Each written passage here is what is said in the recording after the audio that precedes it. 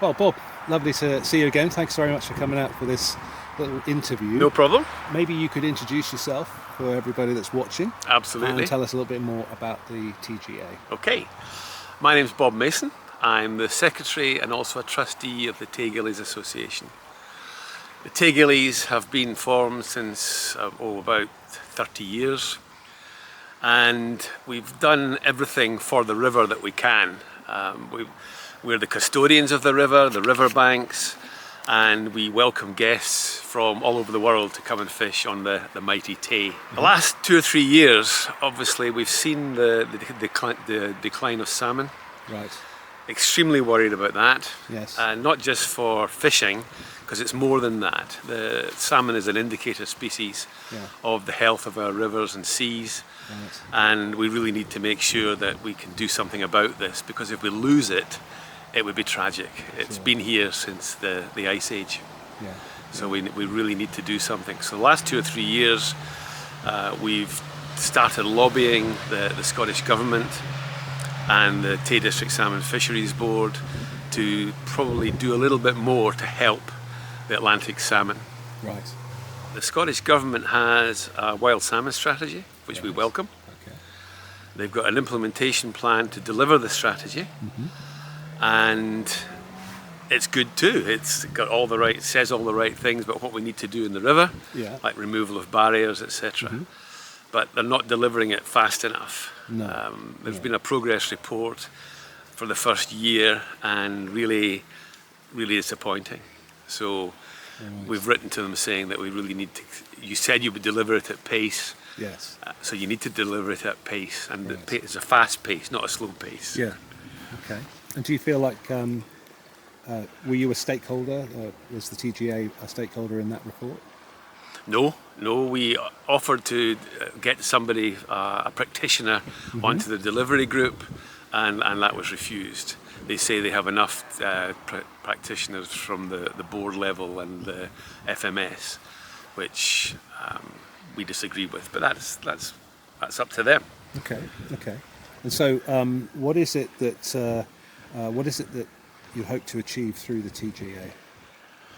It's just, what we'd like to do is try to ensure that the public understand what's happening. This is all about rural communities all over Scotland. This isn't just about the Tay. In fact, it's not just even about Scotland. I mean, there's issues in England as well, bigger issues perhaps. And the salmon is declining there as well. So we'd like to educate the general public to take more interest and to make sure that they understand what the decline is, and also the ramifications of losing the fish completely. Absolutely. And we've got rural communities, we've got businesses, tackle shops, co-ops, all that sort of thing, all depending on tourism. Sure. The amount of tourists that come to the Tay and all over Scotland to the Shin to watch the leaping salmon. I mean, if we lose that, it would be tragic. Has any kind of like economic reports or things that reports that have been produced saying what that value is to the There has community? been, and in fact the government were trying to do another one, and I think we're talking 120, 150 million probably, something in that region. But it's to specific rural communities. I mean, it's a huge loss. Sure, absolutely.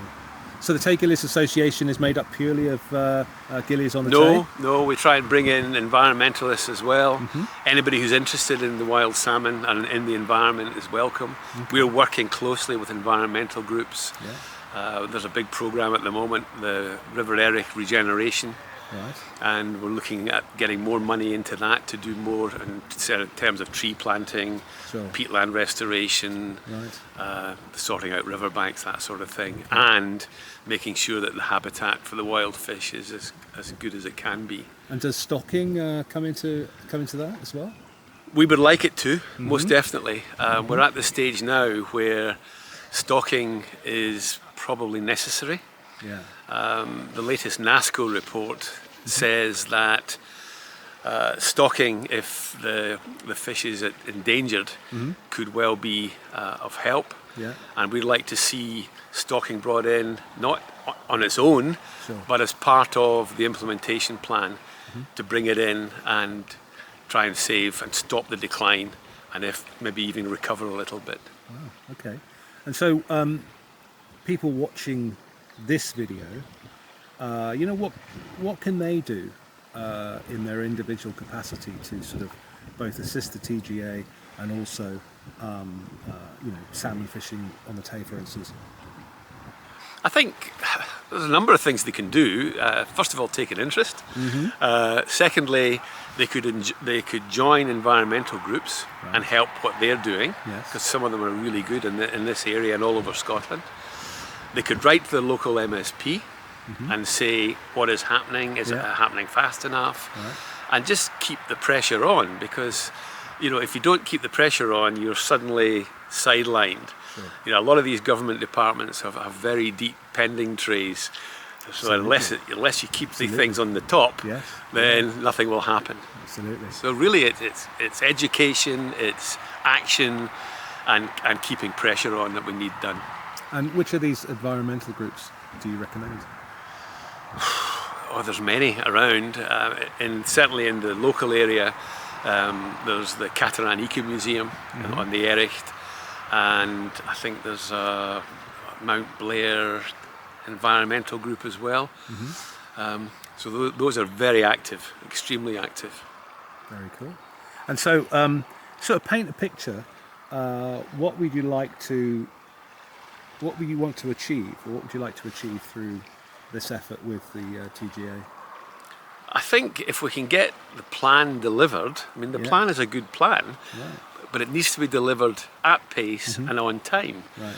And if we can deliver that and start getting barriers removed and all the rest of the things, then it should achieve. And I think if we do some stocking as well, then that will bear fruit. Right. So it's getting people to act, getting the stakeholders, the delivery group to act and get things done. And it's difficult because you've got so many disparate groups. Sure.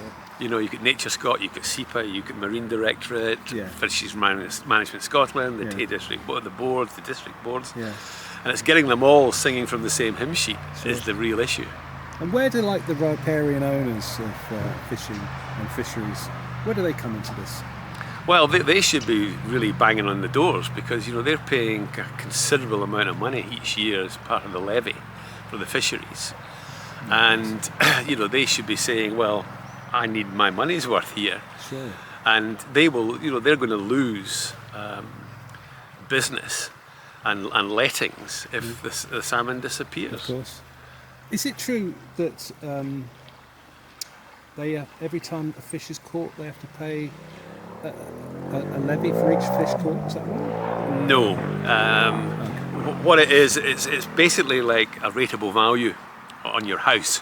Right. It's a rateable value for the river, and what they take into account is the number of fish caught, Right. and over the year or the 5-year average, Sure. and they then have to pay a percentage of that rateable value to the local district salmon fisheries board. Okay. So it can be quite a lot of money. I mean, the beats that are catching fish and our big beats, it's not insignificant. No. And they should be banging the table saying, come on, we need this delivered, this plan delivered. Fantastic. And finally, people sat at home watching, you talked about how they, take more action and contact their MSP and join all these groups, but how can they directly help the TGA? They could join us and give us the benefit of their wisdom. They could give us donations, which will help us we're doing a lot of work in the rivers, like Smart River, where we do invertebrate analysis and that sort of thing. That all takes money. Everything takes money these days. Of course. So donations would be very welcome, absolutely. Yeah. And how do they make those donations? They can go onto our website, and there's an account number that they can pay into. Fantastic. What's the website?